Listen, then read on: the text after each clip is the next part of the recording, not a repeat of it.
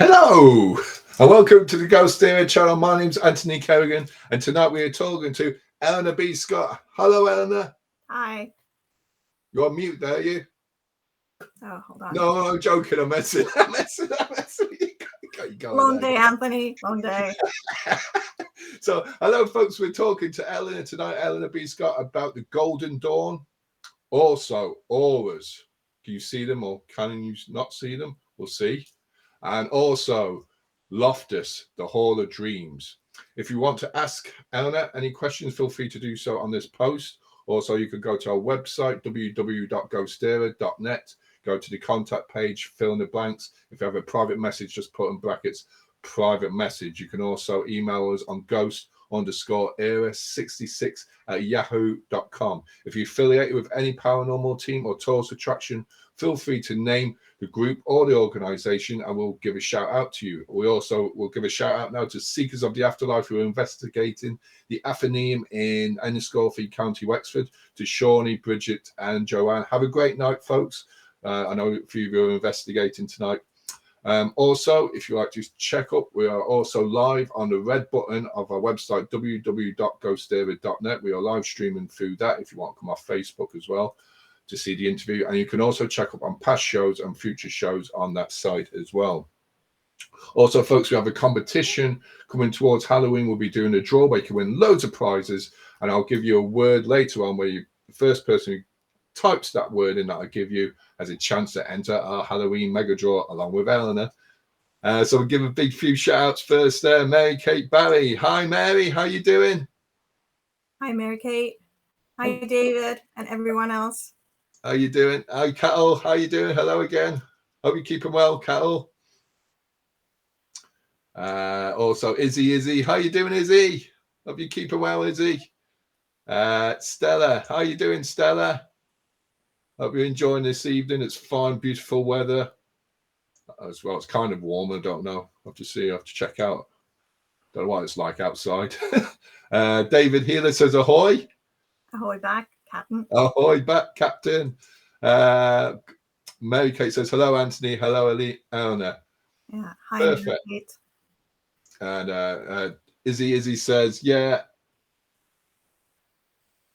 Not too bad, thank you. There, that's from Izzy. Okay, perfect there.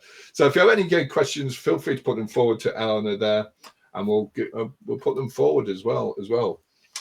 So Eleanor, the first question tonight, before we touch on the Golden Dawn, which is a very interesting topic there, I'd like to ask you there, although you have been involved in the paranormal for the 30 years, can you explain what was your first interaction and when did you get into it professionally? So my first interaction was probably before age 7, but age 7 is what I remember the most because my grandmother died then. And my grandmother, Mona, she had the same gifts that I have. And I think when she died, the gifts I had became more intense. So that's why I also remember it. And then my first professional interaction was in law school. I studied law. And I was working Wednesday evenings, with one of my professors, the on-duty judge. And we had to go, and certify deaths and all that kind of stuff and do the legal paperwork. And one of my colleagues there was coming with me. He was a police inspector. He was also studying with me law. And besides noticing presences when I went to these places, sometimes there were suicides, sometimes there were natural deaths, supposedly. Other times I was in the morgue. I began to be aware of thoughts of the living as well and other things, and this colleague of mine, this police inspector, he would later work with me on a number of cases. Even when we left university, he went on to the FBI and on to Interpol as well. So I helped him with the languages, but also with the cases. I would have been 22. Right. So it's a very interesting there. I want to be brought into that kind of way into the paranormal. So it is interesting there. But what was your connection to Egypt and Norse tradition with regard to the work you do in the occult and the paranormal? So Egypt has a big connection to the Knights Templar, which is my lifelong passion, and also Freemasonry and the Golden Dawn. Many of the rites used by the Golden Dawn come from Egypt, but also nowadays in mediumship. And I'll explain that a little bit further on. But on my father's side, one of his surnames is actually Egyptian. So my father's American, from Texas. But if we go back thousands of years, some friends of mine from Egypt told me, they said, have you no idea that your surname is actually Egyptian, your dad's surname anyway? And I said, no, I have no idea. So I researched it, and it goes back to the time of the pharaohs. So that's my connection with Egypt. And on my mother's side, I have Spanish, German, and Norwegian blood. So it's kind of like a mix. But I also spent a lot of time in Scandinavia, and I speak some Swedish, I speak some Old Norse as well, and I got really into the Norse tradition. I found it fascinating, and it's something I actually use in some of my workshops, along with Jungian studies, Carl Jung, to talk about archetypes and applying myth to our daily lives to see how we can improve our lives. So that's a connection. It's interesting. So you got a lot of blood in you. Yeah. So I hope you're not a vampire. I'm only joking. Well, we had a discussion on that, you might remember. I'm joking. Carol says, can a cemetery channel get a shout out? Yes, Carol, if you just put the name of the channel, and I'll give you a shout out to you as well, if you can do that, Carol. And so that people can tune in as well and see it as well. Izzy, sorry. Vinny from GhostÉire. Hi, Vinny. Vinny's a team member of mine there. He says, hello, Anthony and Helena. Alice says, hi, Alice. Hi, Alice. Thank you for coming. How you doing? Hope you're all good. And Christine gives a hands up there. Oh, I don't know if she's doing a Will Smith on me. I don't know. I don't know, slap. So I'm joking. So great. And the name, Carol says, Grave Visitations. That's the name of the page. Okay, the channel, sorry. And Carl says thanks. So we're going to talk about the Golden Dawn. So it's a very interesting topic there about the Golden Dawn. Can you tell us? Obviously, W.B. Yeats is one of the people might not know. This is one of the members of the Golden Dawn. But did W.B. Yeats have any ties to female occultist members of the Golden Dawn, and who were they? Yes, he did. And actually, the females of the Golden Dawn were very important. And that's why I wanted to talk about them today a little bit as well. So I would talk about Florence Farr, Maud Gonne. She was Yeats's frustrated love, shall we say, because he was after her. And it never really happened. It happened in a way, but anyway. Annie Horniman, who was responsible for founding the Abbey Theatre, even though they attribute it to Lady Gregory, but no, it was Horniman. She funded it with her own money. Olivia Shakespeare, George Hyde Lees, who is Yeats's wife, and Pamela Colman Smith. Okay. So I'm just going to show a few photographs of these people there, so people will get some sort of visualization of who they were there. So we've got W.B. Yeats, obviously there. Can you tell us who the next person is there, Eleanor? Again. Yeah, let me see. That's his wife, Georgie, or George, because he hated the name Georgie, so he began calling her George shortly after getting married. So George Hyde Lees. She's also a member of the Golden Dawn, yeah. So that is Miss Horniman, Annie Horniman, Quaker heiress of the Horniman Tea Company. Florence Farr, one of my favorites. She was responsible for writing the books of magic, of Egyptian magic, and also running the Order of the Golden Dawn, actually, after MacGregor Mathers went off to Paris and left her in charge. And we have another lady. That is the High Priestess of the Golden Dawn. So she would have been called Mina, but she changed her name to Moina Bergson, and then Mathers afterwards. So she married MacGregor Mathers. And Pamela Colman Smith, or Pixie Smith. And she's responsible for designing the tarot cards, which were designed by the Golden Dawn. Actually, I have them here. I'll show them in a minute. She designed it with A.E. Waite, but she's responsible exclusively for the minor arcana.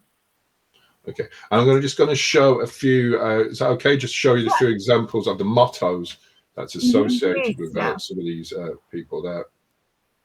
So just 1 second there. I'll just try and get them up there.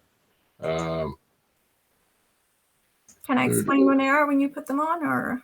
You can do there if I can get them up there. So I might just have to hide some of the photographs now because That's fine. no, just 1 second there.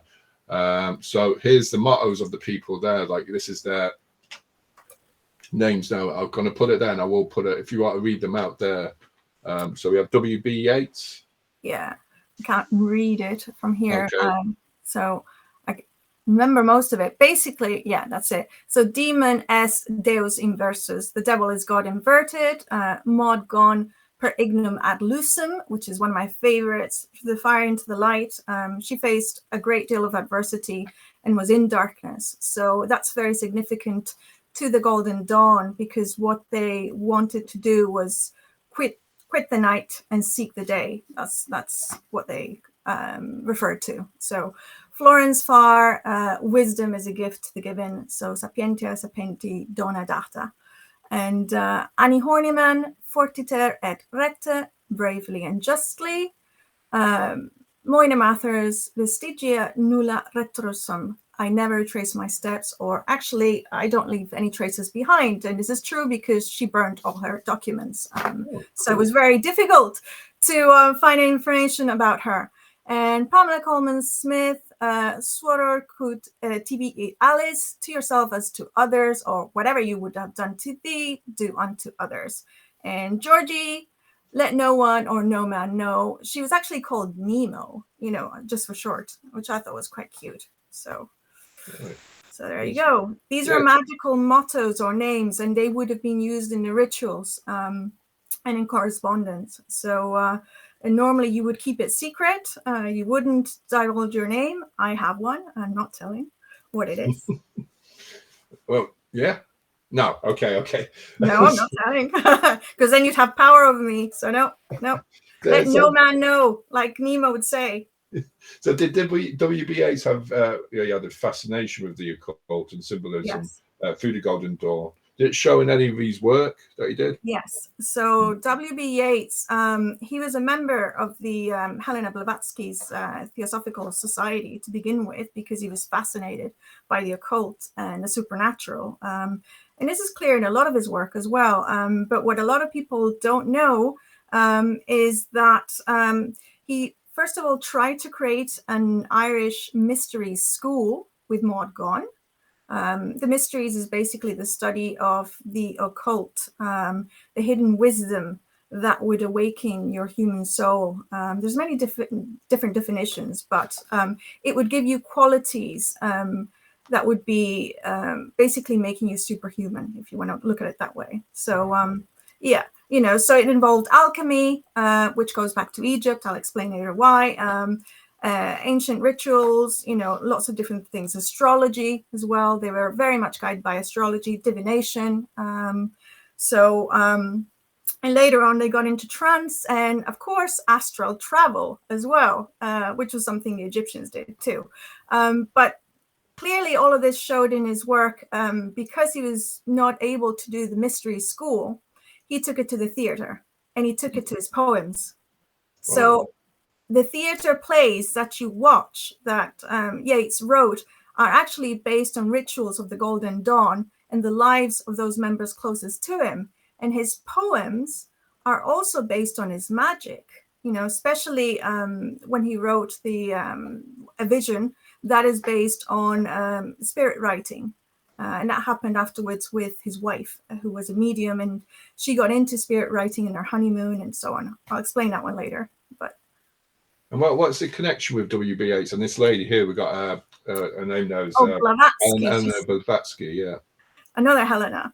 Yeah. So Russian-born Helena Blavatsky, she influenced Yeats a lot, and actually other members of the Golden Dawn, because she created the Theosophical Society in New York, and lodges began popping up in the rest of the world, and there was a London lodge, which the members of the Golden Dawn went to before there was a Golden Dawn. MacGregor's and his wife, Mina or Moina Bergson, would be always there. And the young Willie Yeats as well. And I think she was a very influential person at the time, but if it wouldn't have been for her, because part of the beliefs of the Theosophical Society were based on Rosicrucian Freemasonry traditions. So, and the 3 founding members of the Golden Dawn were all Rosicrucian Freemasons. So she was very important for all of that, even though she was found to be a fraud afterwards. Poor woman, you know. But yeah, there's a bit 50-50 on her there, you know. Yeah. It's kind of hard there. I'm just going to go through a few shouts before we touch on some kinky stuff.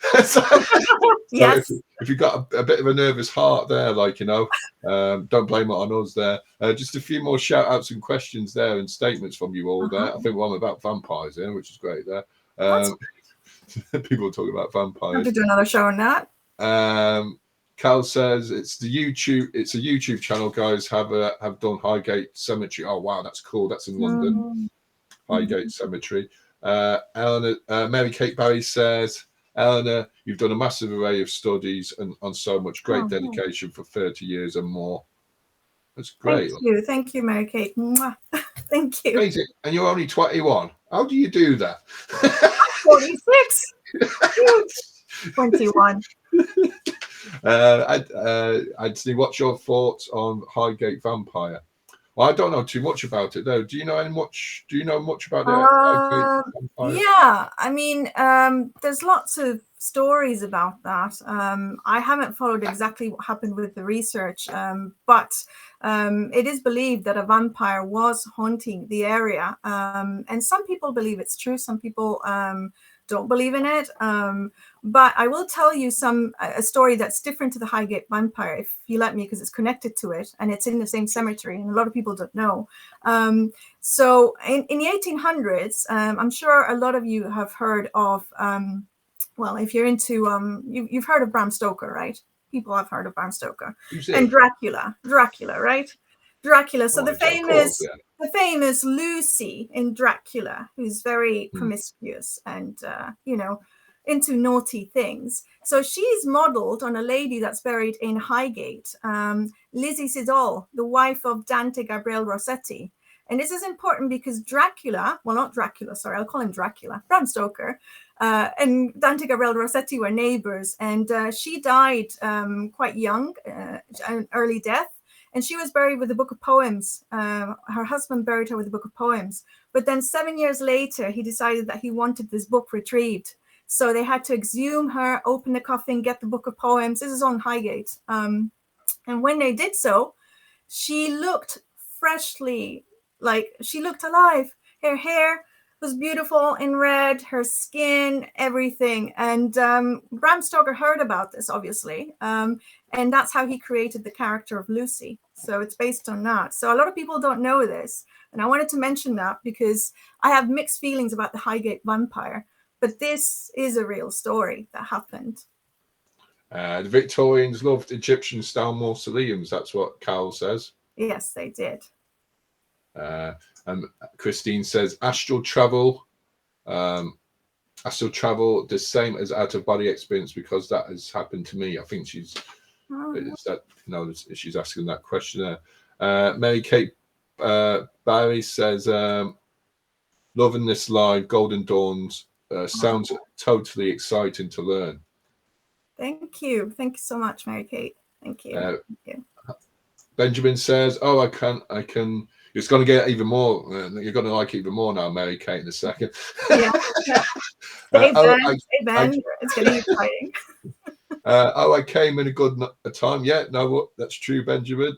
Yeah. Are you keeping, Benjamin? I hope you keeping well, bro. Carol says, I seen that grave, but I didn't. Carol says, What's he saying? Sorry, Carl. Sorry, mate. I seen that grave, Helena, but I didn't do it. Okay. Didn't do it. You didn't take her out of the grave then? Yeah, it wasn't you now, Carol. Naughty fella. Try mentioning vampires during a tour of Highgate. They get very upset. Interesting. Yeah. Carol says a part of Dracula was filmed at Highgate. Michael Lee's as Dracula. Interesting. And he says no. Licking old lollipops. I think that's what he's saying. I don't know either. I don't get all that. Of the subject, although there are some Masonic cults that are into blood drinking and all these things. We can talk about that another time. But yes. Okay. And licking lollipops. Anyway, we're going on to. So we're going to talk about. So the American sexual mystique and outlaw Ida Craddock. Did she influence the Golden Dawn and Yeats? Yes, I believe so. She's a little bit before Yeats. She would have been a little bit older, and she's American. And she was heavily persecuted because she had some very revolutionary. Actually, I have her book here. I'll show it in a minute. She had some very revolutionary ideas about sexual encounters with angelic beings and entities and spiritual marriages. And she's important because a lot of people don't know that Yeats, although he was after Maud Gonne and he never got Maud, he actually did. They had a spiritual marriage, which they renewed a second time. So, and they actually met astrally and had Maud Gonne was kind of like not against sex, but she had issues with it and being intimate with people, even though she had children. And she was even in a mausoleum. She did something very kind of crazy. After she lost a child, she actually met up with the father of the child who she lost, and she consummated again in a mausoleum to get pregnant, and she was pregnant. So anyway, this lady influenced them because in the spiritual marriage, that is what she did with Yeats. I think they actually did have sexual encounters a couple of times, but most of the time, and there are letters, this happened astrally. So, and I think it was based on her work. And then her work was very well received by Aleister Crowley, who was also in the Golden Dawn, and he did a very good review for her in the Equinox, his magazine. And so what way did the female Golden Dawn members present themselves in rituals? So, well, we can talk about the High Priestess, who was married to MacGregor Mathers. High Priestess Anari, that was the name she took, Mina or Moina Bergson. She changed her name to Moina. She's of Jewish descent, but her and her husband embraced the Egyptian tradition. MacGregor Mathers was an Egyptologist, and it was common to see him wandering the halls like a ghost of the British Museum, something I've done myself very often. And that's where they met, actually. Florence Farr was very much into Egypt as well. She wrote books on Egyptian magic, alchemy. Alchemy comes from, I wouldn't say Egypt, but it's associated with Egypt. The word alchemy derives from the Arabic word. Words that have al as a prefix tend to be Arabic, but it comes from alchemia. And chemia is the word for dark substance, and which is what the alchemists used. They would turn dark substances into light or into gold. But it's also the name used to refer to Egypt, the land of dark matter or dark stuff. So it's kind of interesting that there's that connection, because one of the main activities of the Golden Dawn would have been alchemy as well. So it's related to Egypt. And in Egyptian temples, you would have had alchemy. Hieroglyphs show us that. I'm a member of the Egyptian Exploration Society, and I went to a lecture the other day on the magic of hieroglyphs and their symbolism with regard to all of these things. And it was quite nice to see that a lot of the rituals that were done in Egypt probably were brought to Europe by the Templars, because the Knights Templar associated with esoteric groups like the Sufi and the Egyptians, and through the Templars to the Freemasons, The Golden Dawn used them. The Resurrection Rite is an initiation rite used by the Golden Dawn. So it's the third part of the initiation rite of the Golden Dawn, where a member symbolically dies, goes into a coffin, and then rises. Now, this appears in an Egyptian pyramid from the 24th century BC, the pyramid of Unas. And in the burial chamber, there's a wall of hieroglyphs showing and talking and discussing about the resurrection rite with regards to magic. So it's kind of nice to see how that's carried out. And then there's another Egyptian tradition that's in the Book of the Dead, actually, which I have here behind me. And the Egyptians did a lot of astral travel, but they also knew how to clear the space and work with negative energies. And one of the things they used was a white light, which I've taught some of my students in my courses about. Some of you are students of mine. And today I was doing spirit writing. So one of the things we did was clear the room with a white light from spirit and ask that to be transmuted, that and negative energy, and taken back into the spirit world for the higher good. Now, the white light comes from Egypt. The Golden Dawn used it. I know this because Florence Farr talks about it. And this is carried on to today, to mediumship today, because I've learned about it in the College of Psychic Studies. And even though they don't mention the legacy going back to Egypt, I know because I'm a historian, it's really nice to see how that has evolved during thousands of years. It stayed with us and it goes back to Egypt. So it's a nice connection. So. It's interesting. Yeah, that divination kind of rituals or tools, ways of exploring the paranormal, it comes from Egypt there, you know. My daughter's her name's Ebony. So we named her Black Dark, which is an Egyptian there. So yeah, that would have been a name alluding to Egypt. You know? Yeah, maybe if I burn her, I might make her into gold or something. I don't know. The land of the Black Earth was the more accurate name for it. So the land of the Black Earth, that's where the alchemy comes from. So yeah, so that's lovely. I didn't know that. Another connection to Egypt there. You didn't hear what I just said, did you? No, sorry. What did you say? I'm going to start making her into gold. Oh, you could. You could. Benjamin said she referred to cryptically in the Book of Lies as well. Yes. I think it's that to do with is that what she referred to? I don't know which lady you're on about. Is that Blavatsky or I think Ida, I'm not sure. Ida. Okay. Yeah. I've heard of a white light. It's Ben introduced me to Ida, actually, so I'll thank him for that. So he's responsible for me getting into naughty things in the paranormal world. Oh, you know. Oh, you've heard of the white light, Christine? Yes, that's what we do. But it's not protection. Can I explain this, since this has come up, because this is actually quite wrong and wrongly taught. So the white light is used in the spirit world, in mediumship, and for grounding. Sorry, not for grounding, in haunted sites, to clear negative energy or to energize, but never for protection. And this is something that I see a lot of paranormal teams doing. Visualize a white bubble of light around you, right? If you do that, you are like a candle attracting moths and everything to you. So every demon, every negative entity, anything that is in the building will go to you. You need a bubble of indigo or purple light, never white. White isn't for protection. It's for clearing negative energies or energizing, but never for protection. And I know that's on the internet a lot and even in textbooks, but no, if you go back to the ancient scriptures and the text, and if I can show it, the Book of the Dead, no. So that's where it comes from. Primary sources. Never use polka dot light as well, No. No, don't know what's going to happen there, Or the red dot. If you've got a cat, don't use the red dot.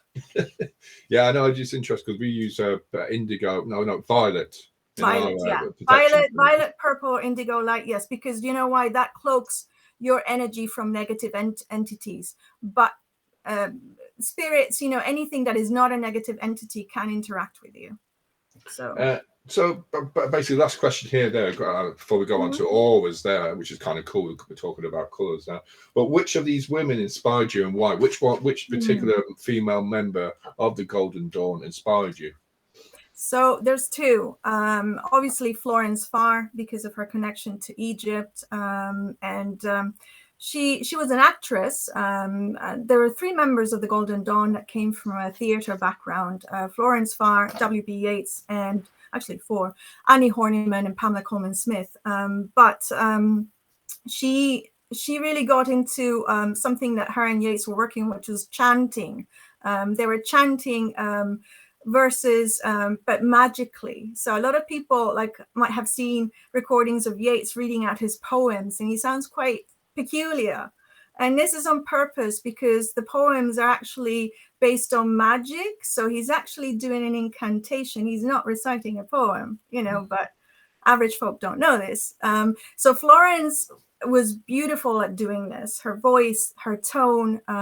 She used an instrument. I think they call it a psaltery, and she had one made for her. So she would chant with this instrument. She would wear kind of Egyptian robes, and these women were pioneers and went against society of the times and constraints. And they also embodied what I call the shadow self, going back to Carl Jung. And I really relate to Florence and all of them because I'm doing that. I've chosen to be an outcast. I've chosen to be unconventional and have a voice and speak and get into trouble. But they found bliss in doing that, and they set a model for other women. And the other woman who's very controversial, who's, again, somebody that I get inspired by, Maud Gonne. Maud Gonne was an aristocratic revolutionary. She was known for trying to incite people to riot to free Ireland, so the Joan of Arc of Ireland. And she was quite headstrong and not violent, but she did incite to violence. But she also based everything on the will. The will in the Golden Dawn is intent. So every situation, every difficulties, all difficulties that they faced, she carried on, and she had quite a difficult life. It wasn't very easy because of her will, her intent. That's what got her through it. I've had a very difficult life myself. So a lot of times I find inspiration in her and in her magical motto, through the fire into the light, because she did go through the fire into the light. She went through the most awful things, but she always found from darkness, she went into light. And it's just beautiful. That's nice. Benjamin says, Helena is Florence Farr of 2022. Thank you. I wish. I don't want to end up like her, though.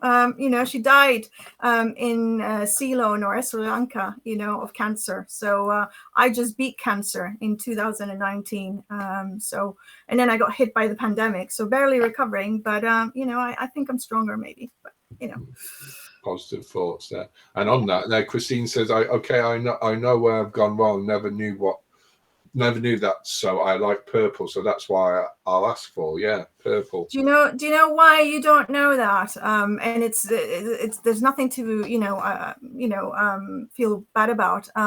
So in mediumship and in magical circles, there's a lot of knowledge that isn't put out there mainstream, because a lot of people could do a lot of damage with that. So you won't find that typically in a textbook. Although I think I have one here. Sorry, let me just show you this. So this book, Spirit Release by Sue Allen. Sue Allen is a spirit release therapist.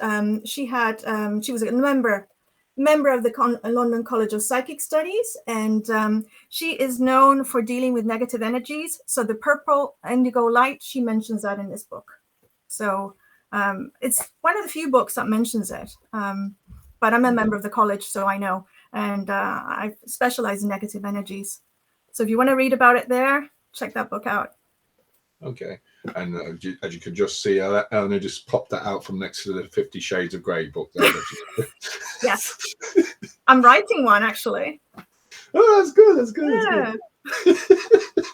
I'm only joking. So anyway, back onto it, but we're going to touch on auras now in a second there. But first of all, it's competition time, and you have a chance to go into the draw, same as Eleanor, but you have to type down this word, which I'm going to give you now. Mm-hmm. So if you could be the first one to type this word, and the word is chakra. So it's awesome. C. I'll give you a hand there. The first person to type it, it's CHAKRA. So the first person to type the word chakra has a chance to go into. Oh, Benjamin's got in there. Yeah, Benjamin. Oh, Benjamin. He did a workshop with me the other day on chakras, but he knows his stuff anyway. So Benjamin. Mary Kate says Shakira. Shakira. Shakira. I think Shakira. He plays for Switzerland soccer team there, and we got a few Shakira. Yeah, okay. Maybe they're looking at yourself now, and I don't know. Maybe they're thinking about Colombia. And I think that would be a dark version of Shakira, if anything. You know, Shakira's gone evil Shakira. So Benjamin, you're in there. I might just stay tuned for the next 20 minutes there. If not, then Alice, then you're in then as well. So awesome. Awesome. Okay, so the next subject we're talking about auras there. So can you tell us a bit there? I'm going to put a couple of pictures down in a second there, but can you tell us first what is an aura there, Anna? So an aura is basically an emanation of energy, so a field of energy. Okay, everybody has an aura. And that chart that I did, I used in my workshops there. So the aura goes along with the chakras. You have to know about chakras to understand the aura. And these are very old concepts. They're mentioned in the Vedic texts of India going back to 4,000 years ago. So I know a lot of people think this is new age, wishy-washy stuff, but actually it's not. It's in historical texts. So if you see those little balls of light there, colored balls, those are the chakras. We've adopted the 7 main chakra system. And this is due to a text from the Tantras, a tantric text. I specialize in tantric studies as well, which is basically studying energy, not just sex, which people think it's only that. So that text was translated by Arthur Avalon in the late 1800s, beginning of 1900s. Actually released in 1919. Sorry, The Serpent Power. Hold on, you're going too fast. Sorry. When you mentioned Tantra there, I just went a bit. My fingers just went a bit there. So. We'll do another interview on that. So he translated that from Sanskrit. Sanskrit is an ancient language mainly used for prayer and for very sacred things, because they considered sex to be sacred, but also the body.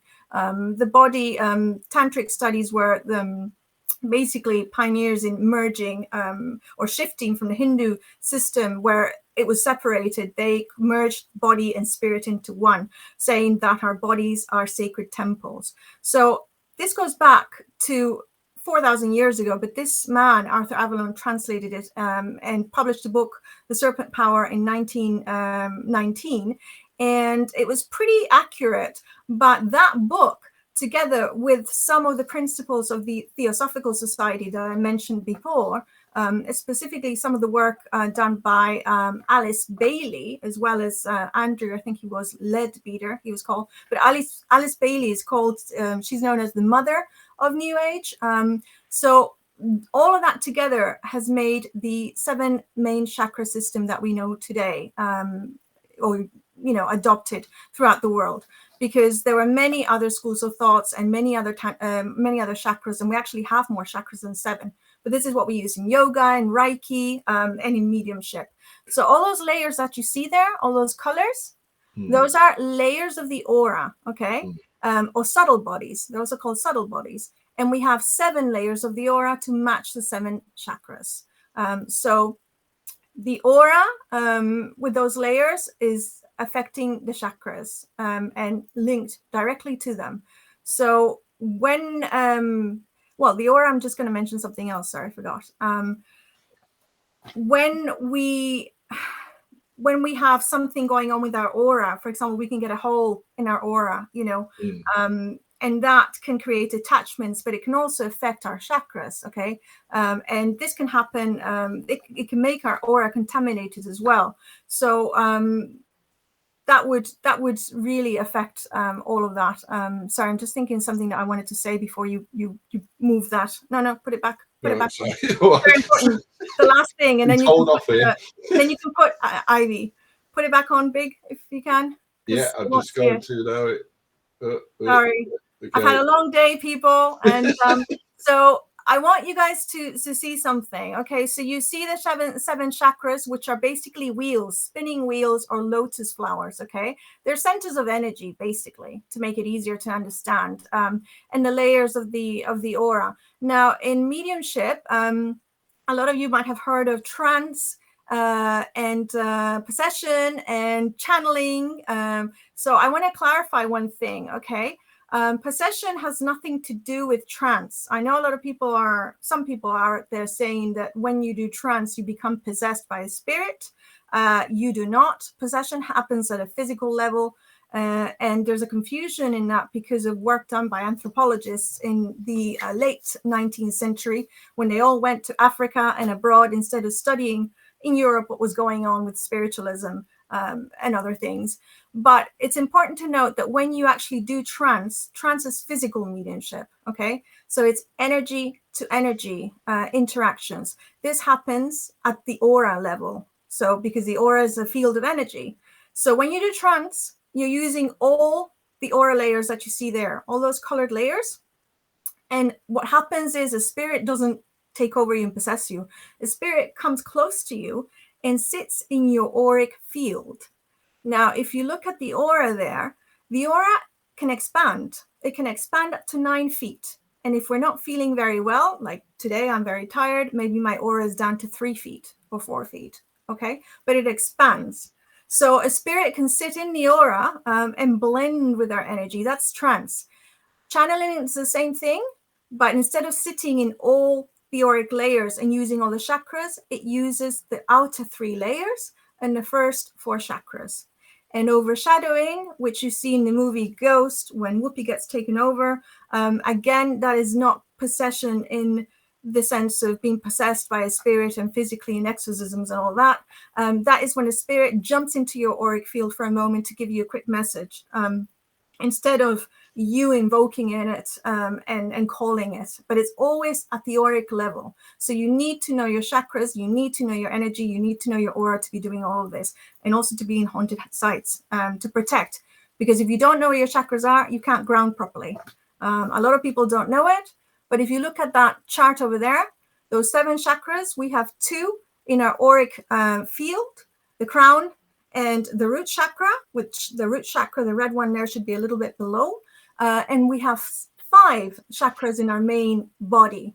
But the other 2 are not in our body, they're in our auric field. So if you can't visualize properly, which visualization is a technique from the Egyptians as well, if you can't visualize properly and know where they are and know the colors and you know where they are, you cannot ground properly and you're not protected.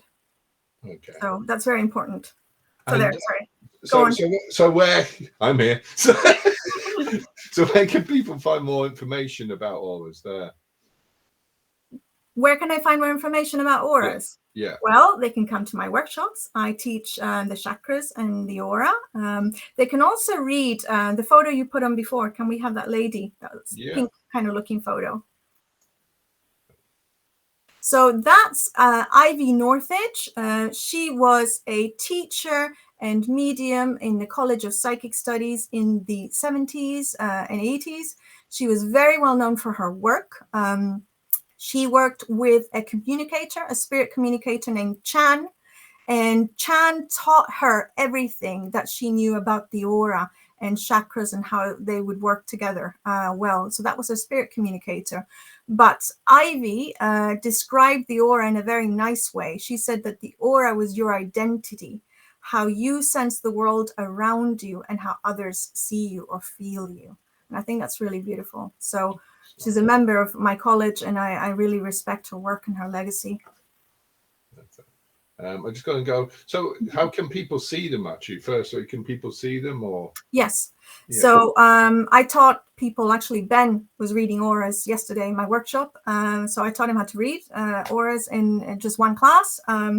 It's basically, we talk about seeing in color in mediumship. Okay. So you have to know, again, your colors, your chakras and things. And what you would do is you would do a meditation. You would prepare yourself, open up your chakras, connect with spirit and with the earth, okay, to feel, to have more awareness. And then you would release your energy focus on your breathing for a bit, and then look at the other person you have in front of you, for example, then look away. It's very important to not keep looking at the person, because then your active human brain is working and not your subconscious. And you do not want to use your human thinking brain. You need to use your subconscious. Okay. So the way to do this is to distract your brain. So look away. And then you would write down the feelings. Sometimes you would use all your senses. So it would be colors, but it could be taste. Like colors can be tasted. They can be smelled. They can be felt, the texture. So yesterday in my workshop, I gave them an exercise. I asked them to write down 3 colors they could feel, see, touch, or taste, and a color that they felt was missing, that they couldn't see in the other person. And somebody did me in the class. They were very spot on, with colors that were missing. I won't say what was missing because it was kind of embarrassing, but my orange chakra. So I'll say it. My orange chakra. What's the orange chakra tied to? So orange is basically your sacral chakra, your second chakra, and that is tied to your sexual relationships and creativity. Yeah. So basically, they were telling me I need to get a life. True, maybe working too much with my books, but hey, people get turned on by any areas of the body, though, really, can't they? So I think so. Anyway, I don't know. Anyway, Christy, quick, Christy, you get the question in. Yes. Thank you for that. I've had a few negative energies in my house, and I was told to burn sage and pray to Archangel get Michael and ask for a white light for protection. I'm not crazy, but very scary at the time. So I help people with negative energies. So Christine, if you want to drop me an email, I don't charge for this. So it's something I do free. I've been helping a lady in Dublin with her house, 2 properties as well. I can do it remotely most of the time. But Archangel Michael, yes, he is your archangel of protection. So yes, but the white light you would use to cleanse. So white light actually does much more than sage. So what you can do is imagine, visualize. This is, again, comes from Egypt. So visualization technique, close your eyes, imagine a white light tornado or rain. If you prefer white rain, today in class, I imagined a wave from the sea filled with white light, washing all over the room, okay? And then you ask your spirit guide, you've got spirit guides, everybody has them, even if you don't know who they are, to take any negative energy from that room back into the spirit world and transmute it for something that serves the higher good. Okay, that's what you do. So sage breaks up the energy, and a lot of people use it for cleansing, but the white light is the most powerful thing, and you can do that in 1 minute. You don't have to be burning sage. And another way is open up your windows and clap against the walls. This is something they use in Bali, and then you've got to harmonize the energies. So Tibetan bowl, or I do belly dancing as well. You can sing, yes. So, because you've got to cleanse the energy, get rid of it, and then harmonize the energy in the house as well. But drop me an email if you like, and I'll help you out. And I know this might be a stupid question, because I like what I need across. Sage. Mm-hmm. Does it have to be like a herb, isn't it? So you can use, traditionally, sage was, I have some here actually. Of course I do, but can I show you? Yeah. Yeah. So this is white sage with lavender, lavender for purification as well. It's good for the aura as well, and intuition. And you would just burn this, and you would go from room to room burning it. I use it for my crystals. So sometimes to cleanse my crystals, I will just put them through the smoke of sage. But I find that I do this afterwards. First, I do the white light, then I do the sage, then I open the windows, then I harmonize. That's a sure way of making sure that you don't leave anything behind. And you can also use, because some people can be allergic to the actual smoke. There are, I've got a spray here. So you get sage sprays as well, white sage sprays. So you can do it that way as well. I carry one in my bag usually. So for negative people, it's a great weapon as well. But get rid of me. I love sage, especially on the Sunday with my onion, sage and onion stuffing. So I'm burning it through my tummy, and it releases good positive vibes. Oh my God. I love sage and onion stuff. So, Mary says, I confirmed my son with the Archangel Michael there. That's beautiful. He's one of my favorites, and I'll share with you guys one morning that I woke up. I was in bed, and I was kind of half asleep, half awake, but I saw at the window the tip of a sword and little tips of the wings, and I think that was him. I felt his energy because he's with me a lot. He's one of my not guides, but one of the angels I call for guidance, archangels I call for guidance. And that was a very nice moment. So yeah, he's somebody very nice to call on. Okay. So we're going to be touching, if you've got any more questions, feel free to put them forward to Anna there. Yeah. We're going to go into the competition time, and then we're going to talk about your book there, Loftus, The Hall of Dreams. So I'm going to be showing a bit of footage there of a promo for the book there. But first of all, you have a choice, Eleanor. Now you're part of the FBI. You've been asked to discover evidence of an alien in Nevada desert, and you got a choice of 4 things to look at. Is it going to be the crop circle? No, sorry, the crop of plants. Is it going to be the binoculars? So you're looking up into the sky. Is it going to be the cattle to check for markings, or is it the mailbox? Which one would you want to select? Well, I'm going to go for back home, the cattle. I'm Texas. Cattle. So, yeah. Also, so if you're there, Benjamin, can you select one of the 4? Just write down either crop, he will get or binoculars, or cows, or mailbox. Select one of those there, Benjamin. You got a few seconds. So you're going for the cattle there. So yeah, longhorns. They look like longhorns from Texas. Longhorns, yeah. Do you know, actually, you don't know, but I've driven with my best friend through there. We drove from Vegas to LA, and I have the pictures of the desert. They're quite eerie. There was a McDonald's in the middle of nowhere. We had to stop with the kids. It was the weirdest thing I've ever done. Really weird. Everyone's messaging now. So he had to be the first person to. It was only Benjamin. Unfortunately, that's why I had to do that earlier on. It's the first person to go in. But then again, Benjamin, like Eleanor's picked the cows, which is interesting. You could be both right, or you could be both wrong. But we'll see. We'll see there. Also, Alice is going to pick cattle, and everyone's picking the cattle anyway. So we'll check that out.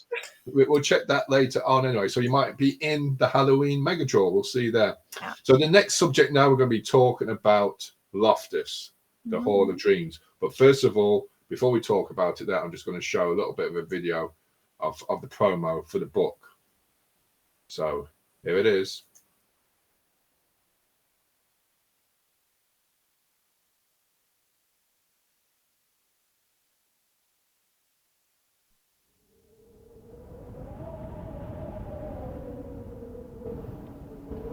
A house. Our house. Once much loved, now lies abandoned and cursed. It was here we loved in secrecy, and in silence we continue to love.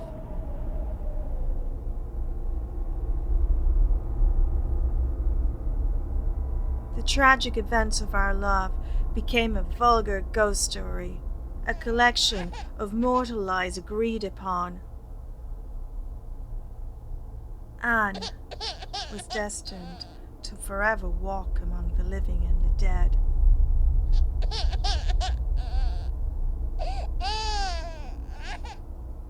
Centuries later, beneath soil and debris, I have yet to bury them.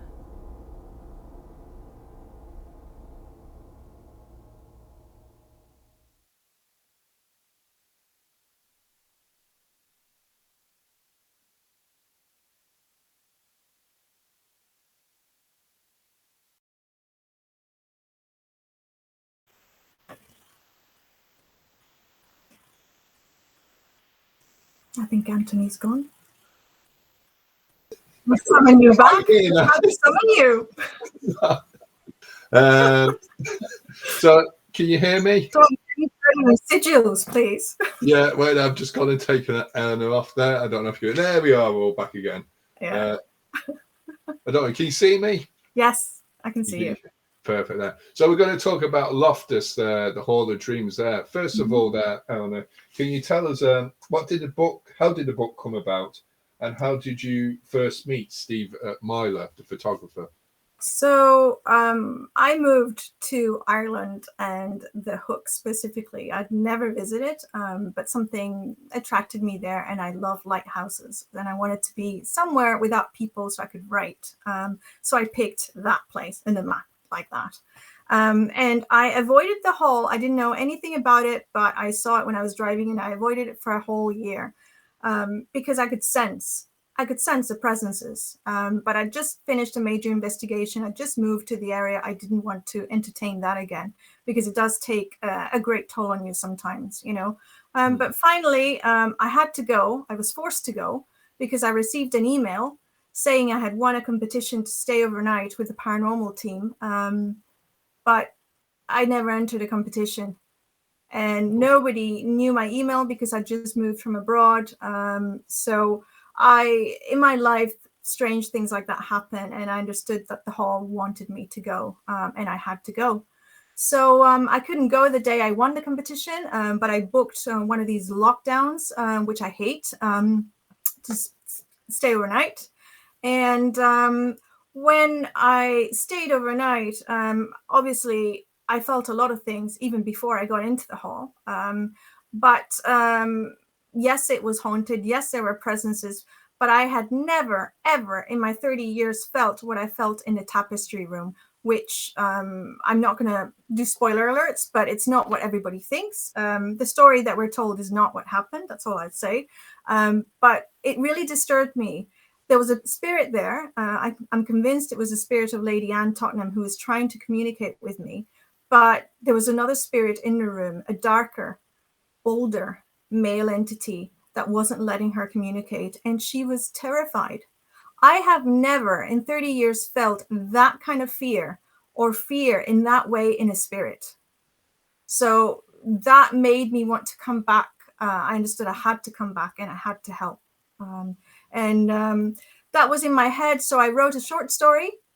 I sent it to Loftus Hall. They really liked it, so they published it in their blog. A few days later, I was walking around in New Ross, just waiting for an appointment, and I decided to go into a graveyard just to kill some time because I like historical places. It was quite a pretty one. And when I was in a graveyard, I noticed a headstone that was quite modern. There was nothing pretty about it, but I felt that I had to take a photo, that it would mean something at a later date. So I did. The tombstone said Myler on it. I didn't know any Mylers. I didn't know what it was, but sometimes 6 months down the road, I meet somebody and I have a message for that person. So that's why I take photos. So 4 days later or 5 days later, I can't remember, just a few days later, I received a message on Facebook from a Steve Myler. Who would be my colleague later on in the book, a photographer, the former head of forensic photography in Scotland Yard.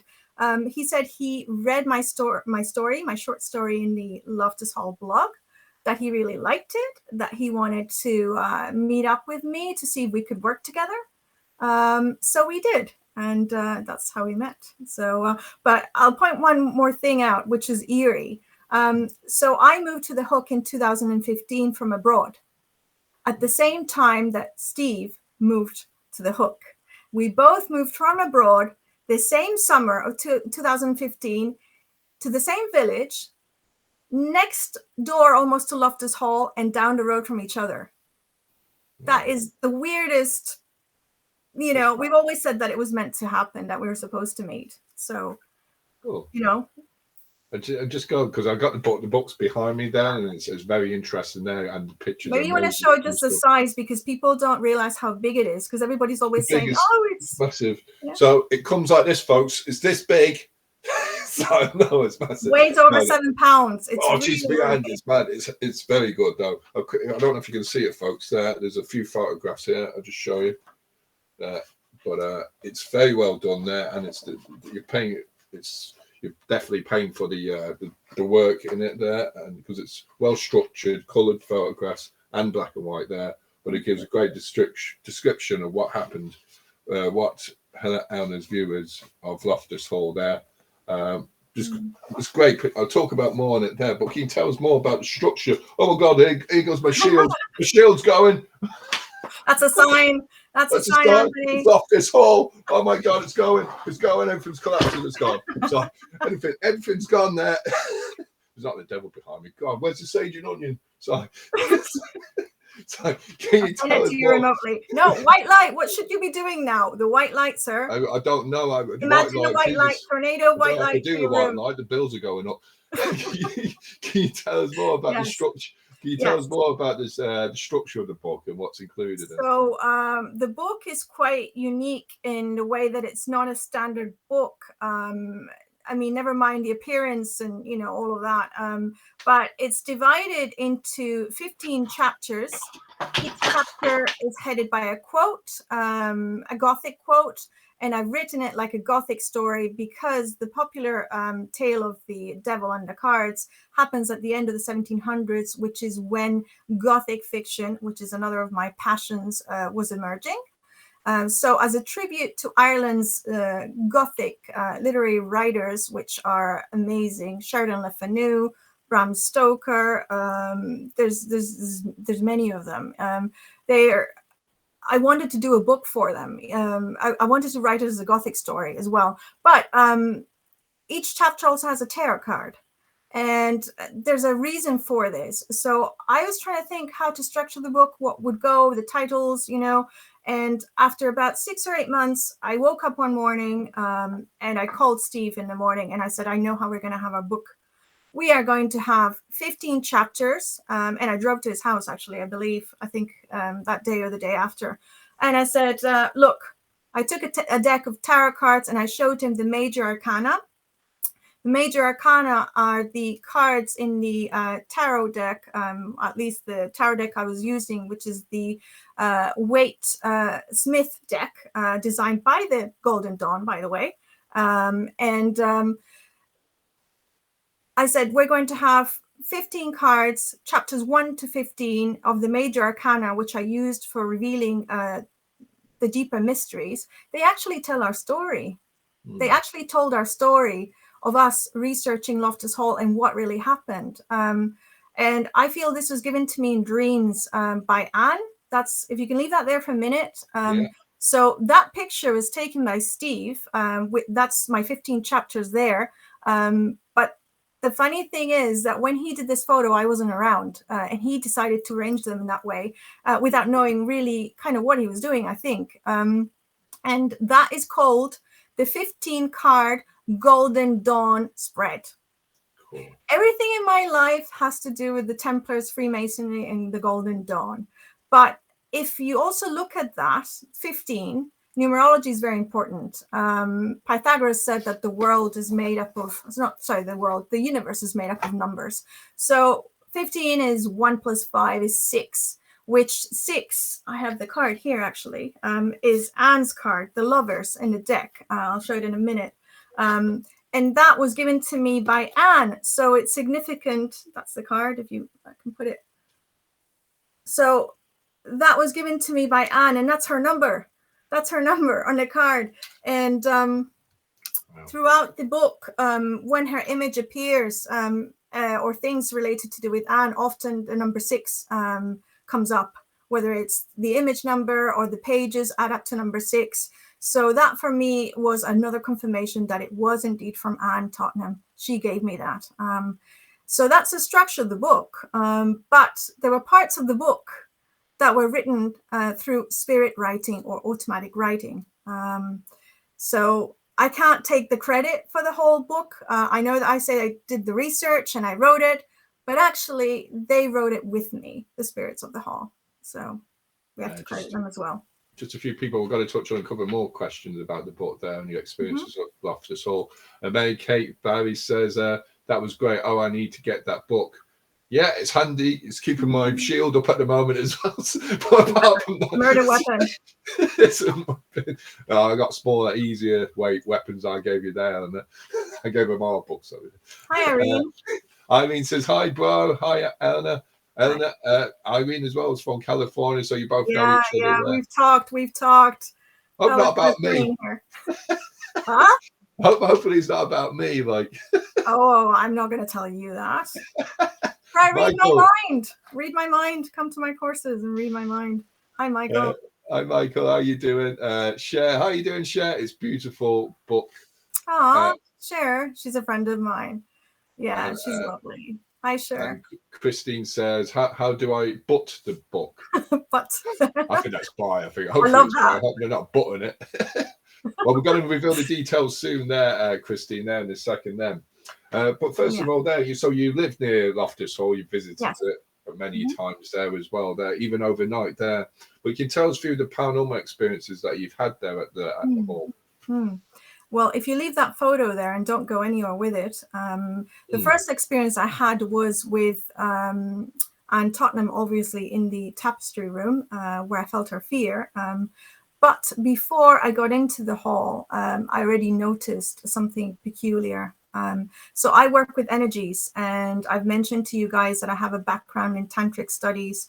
Specifically, Tantra also includes the chakras, the aura, all of this stuff, not just sexual stuff. But this is significant because I also work with sacred geography.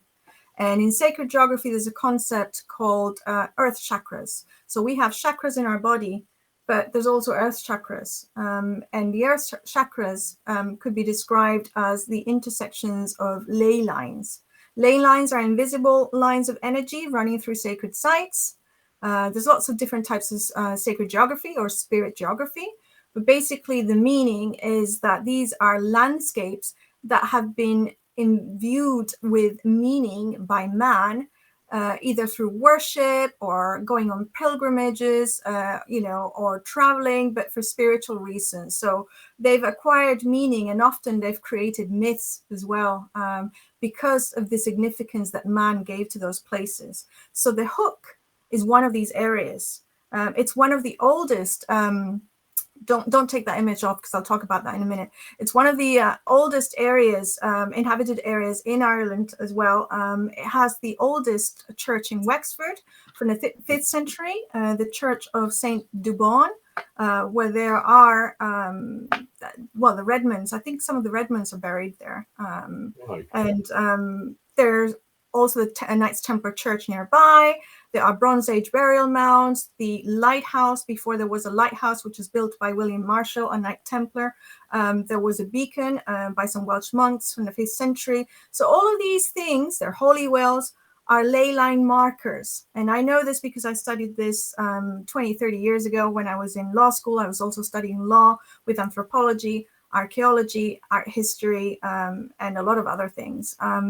And it struck me that the energy felt so bizarre, and then all these ley markers, and Normans and Knights Templar will build in sites, on sites that were considered pagan, to often exercise the land. And because they knew these energies, they could tap into these energies and use them, for ritualistic purposes.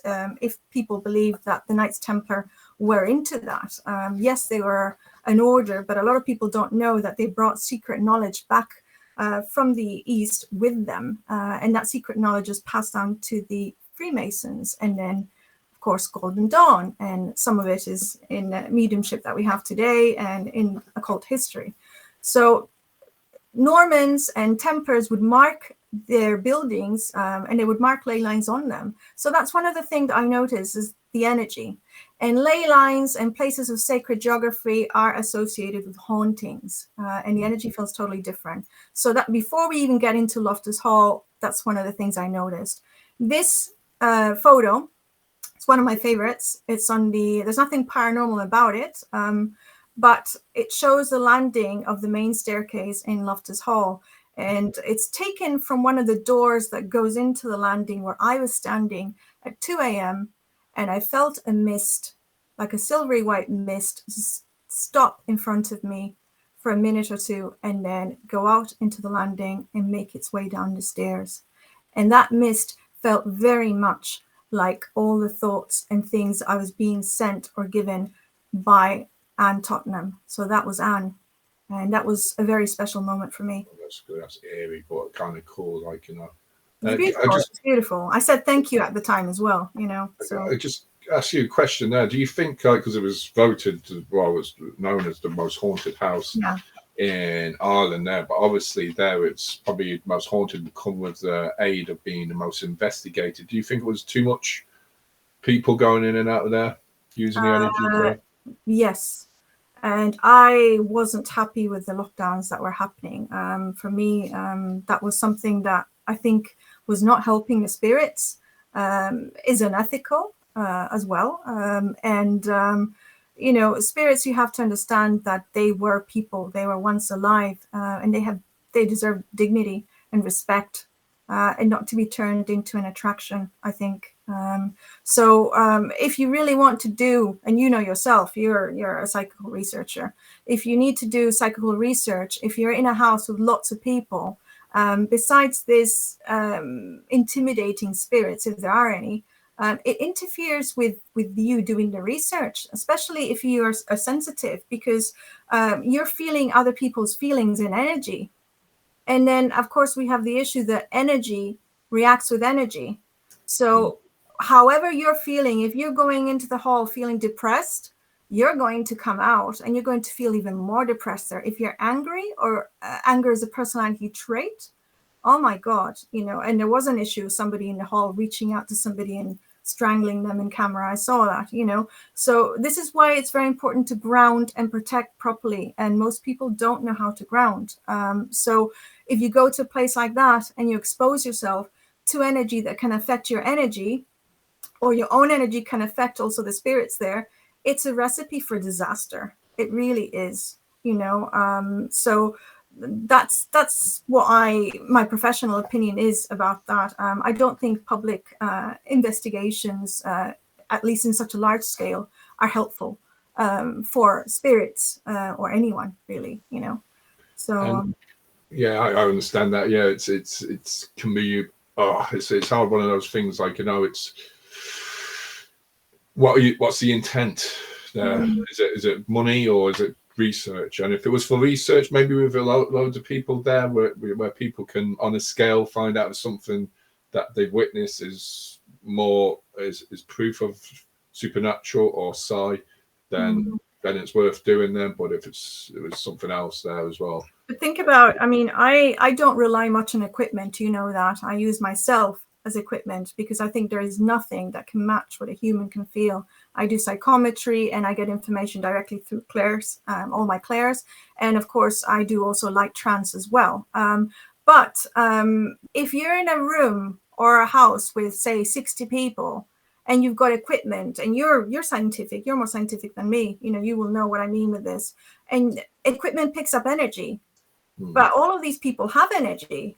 Yeah, true. So how can you tell what is a spirit and what, you know, what energy you're picking up if there's so many people in a building? You can't. It interferes with it, you know. True. Is it time to use them, and there's a time not to use them? So it's good to vary it as well, you know. Yeah. You know yourself there. So where can people buy the book there, Anna? Yeah, so in our website, created by Steve, a wonderful website, www.thehalofdreams.com. They can buy it if they're in Waterford. They can go to the Purple Lotus near City Square. They have the book in stock and they can see it there. If you're in Wexford, you can go to Green Acres, but go to the art gallery on top. They will have it in the art gallery. And if you're in Dublin, you can go to Gallery X, where I also do workshops and talks just off St. Stephen's Green. And Giovanni will show you the book. He's got a few copies there. So I don't think I've gotten anywhere else, I think. And workshops, you got any workshops coming up as well? Yes, I actually have a workshop this Monday where I'm going to be in Gori, teaching about the chakras, the aura, protecting and grounding your energy. There are still a few spaces left if anybody wants to come. It's a very intimate atmosphere at the HQ of gallivanting.ie. So just outside Corktown Woods, beautiful, beautiful workshop shed. Full day workshop. You get a handout with slide presentation. You get recommended reading. You get to ask me questions. You get to actually do practical exercises with pendulum work with your chakras to check them, and reading auras, meditation, all of that. So if you're interested, it's probably one of the last chakra workshops I'm going to do this year. And it's the foundational base for all my workshops, because you have to know energy, you know. So that's on Monday in Gori. They can, it's on my website, on my Facebook page, and on Eventbrite. They can check it out there. And then I'm doing a very special workshop on Sunday, 19th of June, at the Purple Lotus in Waterford, on goddess power, the divine feminine, connecting with the divine feminine through Jungian concepts of archetypes and the goddesses of Greece, Egypt, the Norse tradition, and Celtic goddesses. And I'm going to make a little twist in the program. I'm going to add the women of the Golden Dawn as well, because their archetypes, definitely inspiring. And also, apparently that you're some sort of speaker at some convention next year. Yeah, I think so. I'm not sure yet. Yes, you can looking forward to it. So Anthony has very kindly invited me to speak at this convention, and I hope I say something that makes sense, but I'm very honored to be invited to speak at it, the Day of the Unexplained, and he will tell you more about that.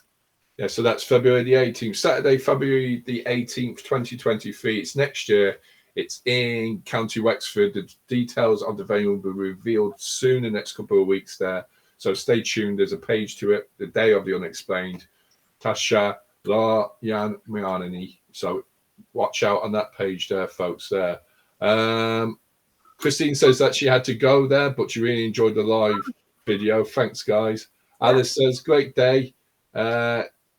Did it in Waterford and Gallivanton, i.e., is a lovely spot to do it in. Yeah, Waterford's amazing there. This is the competition, folks. So I'm going to reveal the right answer of your parts of the FBI there, Eleanor and Benjamin. So here we goes. Here we are. Let's see if you're right. This is the right answer.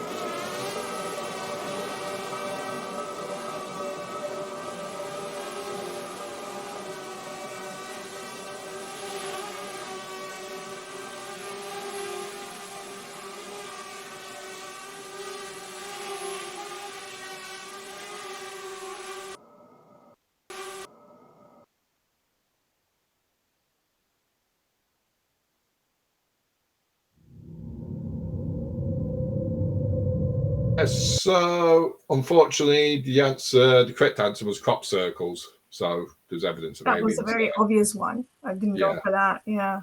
So unless there was some other trickery, probably obviously involved there. Like, you know, I could give you the right answer there in a second. There, just 1 second there. Well, no, that is the right answer. So I can give you just to be sure that I'm not faking all this stuff there. Like, I'm just going to quickly load up the video of what the right answer was.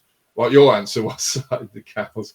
The cows. It's funny that you put that there, because one of my stepsisters was in Area 51 in Roswell, New Mexico. That's where she lived, and she had strange experiences there. So. Yeah, so I don't know if there's any crop circles around there, but anyway, that was a correct answer. But coming up on the next show, we have Gary Riddell Waters from Ghost Searchers Ireland, and he's going to be talking about the effectiveness of recordings, the San House, and also credulous paranormal. So we're going more into the kind of which ways the paranormal swinging. Is it more gullible? Is it more, is it more people are more getting sick of TV shows and all that, So we'll be talking more into that as well, So this is the cows. This is it. We'll quickly show this.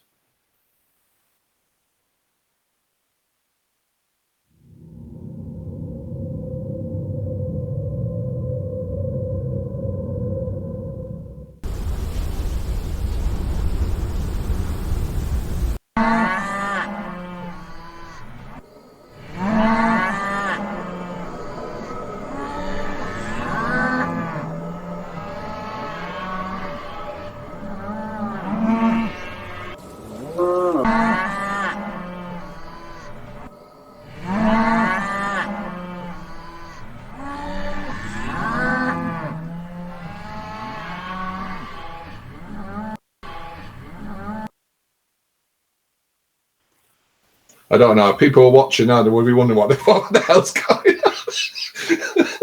Mad cow disease returns. What the hell is happening? So cheers, Anna. Thank you for joining the show tonight there. And yeah, if you check out Anna B. Scott's page there up on Facebook as well there. So without further ado, thank you, Anna. Thank you, everyone that commented. Thank you for having me. Thank you. Thank you there. They need to be milked. I know. I need to get out there. You know, it's still day. I'm not too sure out there. Can I say a thank you to somebody? Yeah, go on. So I just want to say a thank you to everybody who's come to watch and everybody who supports my page. I want to say a thank you to W.B. Yeats because he was an inspiration on Friday and today. And I was talking to him yesterday as well. Were you? Oh, yeah. Well, we should go to dinner sometime together. We really should. So, and you know, I would also like to thank Mr. Harry Price, who is no longer with us, member of the Ghost Club, because I have to thank him because of him, women could be in the Ghost Club, and I have been a member of the Ghost Club. So, thank you, Mr. Harry Price.